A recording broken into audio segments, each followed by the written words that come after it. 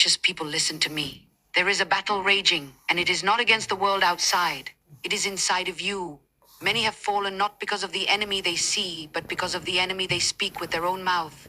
Many are defeated not because of circumstances, but because of a mind left unchecked, a mood allowed to rule, and money misused. How many of you long for peace? How many of you cry out in the night saying, "Why is my life in chaos?" I tell you today, the answer is not in what you gain, but in what you control. And hear me.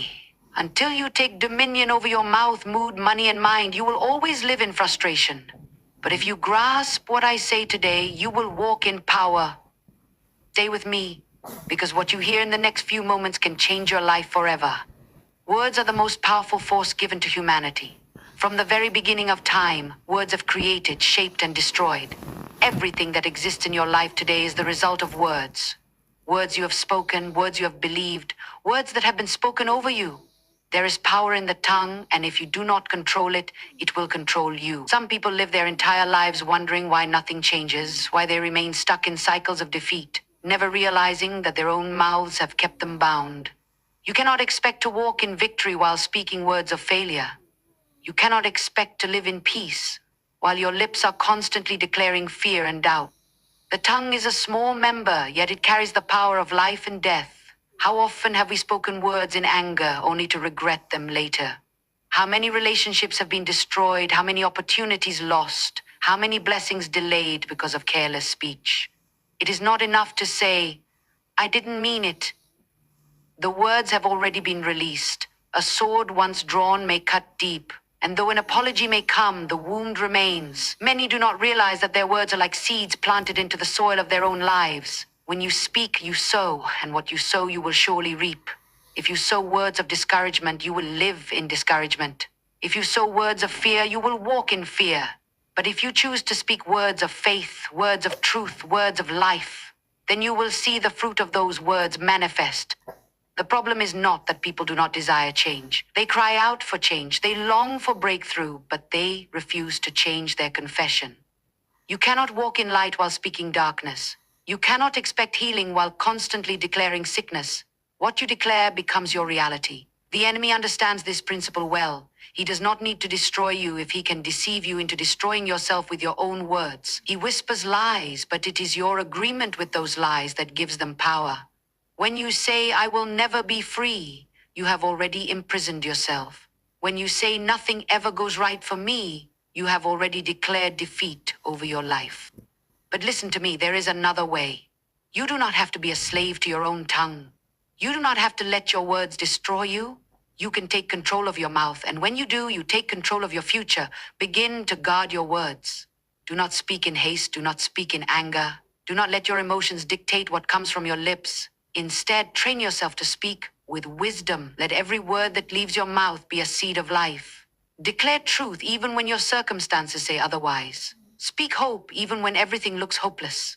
Confess victory even when you feel defeated, because the truth is, your words have the power to shape your reality. Consider a farmer planting seeds in the ground. He does not see immediate results, but he knows that if he continues to water and nurture those seeds, a harvest will surely come. In the same way, when you begin to speak words of life, you may not see the change overnight, but keep speaking, keep declaring, keep planting seeds of faith, and in due time you will see the harvest. Words are not empty. They are living, they are active, and they carry weight. You have been given the ability to create with your tongue. What will you create?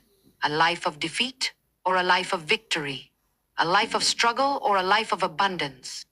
Some of you have spoken so many negative words over yourselves that you have built walls of limitation around your life, but today you can begin to tear down those walls. Repent for every careless word. Ask for grace to speak with wisdom. Begin to fill your mouth with truth. Let your speech be a fountain of life, not a source of destruction.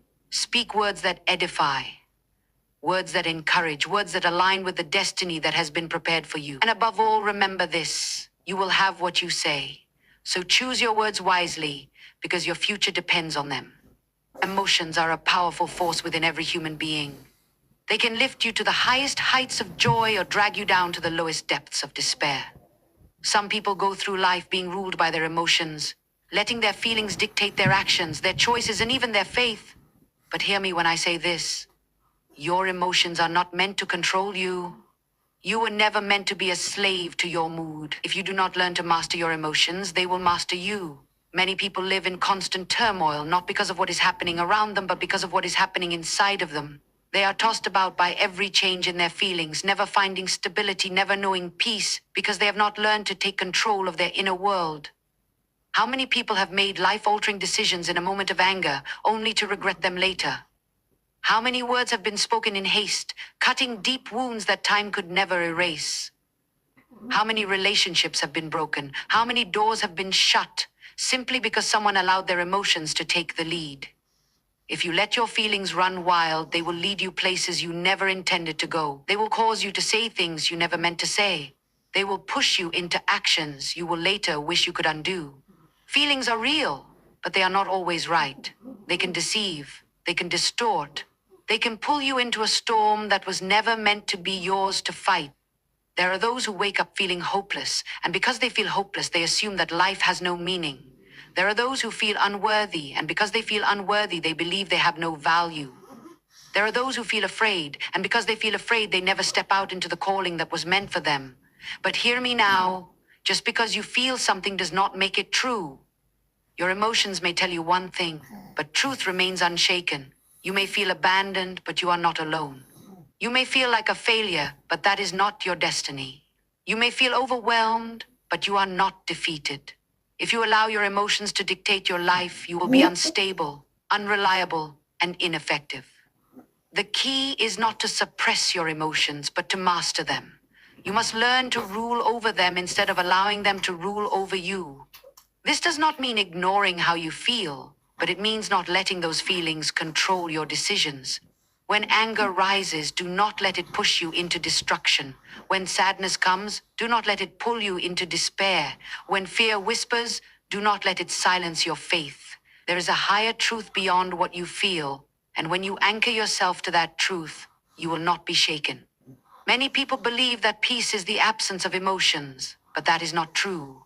Peace is the ability to remain steady even when emotions come.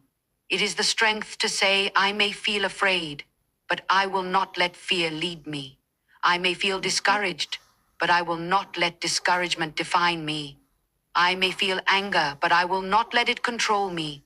That is true power, not the absence of emotion, but the ability to stand firm in the midst of it. There will always be situations that try to provoke a reaction from you. There will always be people who try to stir up your emotions, who push you to respond in anger, in frustration, in fear. But you do not have to take the bait. You can choose to remain in control. You can choose to respond with wisdom instead of reacting out of impulse.